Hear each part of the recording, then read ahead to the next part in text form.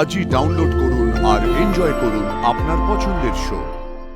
অদ্বিতীয়াকে বাঁচাতে হলে পুলস্তরা রূপের দেহ খুঁজে পাওয়ার আগেই আমাকে রূপের কাছে পৌঁছতে হবে। জনসমক্ষে আমি প্রমাণ করে দেব যে তোমার স্ত্রী রূপ মরে গেছে। ওঠো! ছাড়ো আমাকে!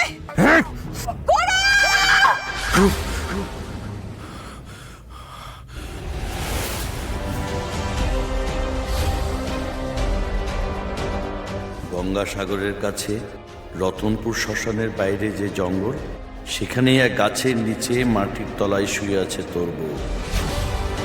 ওরা আসছে ওকে তুলে নিতে। যা, শিগগির যা, শিগগির।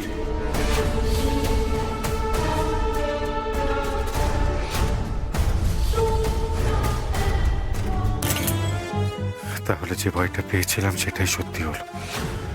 রূপকে কেউ নদী থেকে তুলে নিয়ে গিয়ে খবর দিয়েছে, আর সেই খবর পুলস্তের কাছেও খুব শিগগিরই যাবে।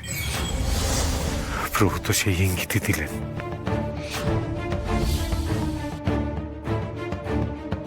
আর এক মুহূর্ত সময় নষ্ট করা যাবে না।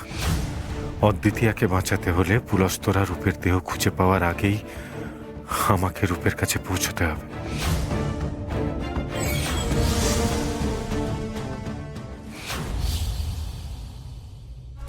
তুমি দেখো প্রভু, আমি পৌঁছানোর আগে আমার রূপের দেহ কেউ যেন স্পর্শ করতে না পারে। কি হয়েছে ওর? ওকে এত অস্থির লাগছে কেন? এত রাত্রিবেলা মন্দিরের সামনে কি করছে গোরা?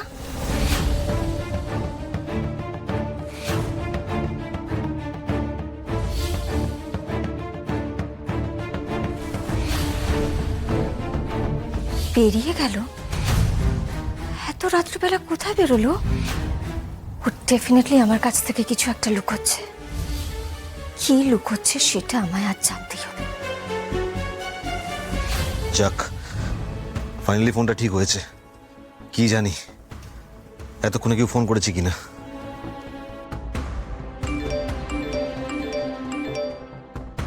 আননোন নাম্বার থেকে এতবার কল এসছে, তার মানে কি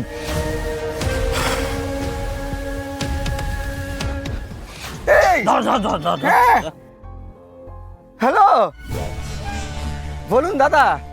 আপনি তো দেখি পোস্টার ছাটিয়ে ফোন টোন বন্ধ করিয়ে রেখেতেছেন। আপনি কে বলছেন আর কোথা থেকে বলছেন?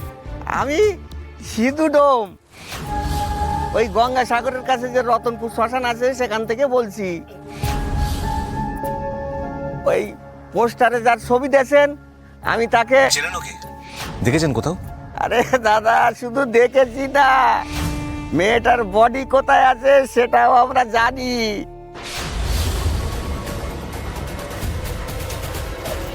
আপনি শিওর তো? মানে পোস্টারে যার ছবি আছে? আপনি ক্যাশ নিয়ে ওই রতনপুর শ্মশানে চলে আসুন, আমরা বডির কাছে নিয়ে যাচ্ছি আপনারে।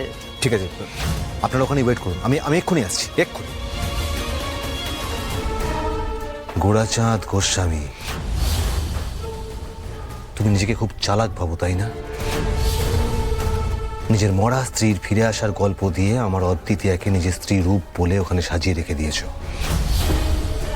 এবার আমিও তোমায় ছাড়বো না। জনসমক্ষে আমি প্রমাণ করে দেব যে তোমার স্ত্রী রূপ মরে গেছে।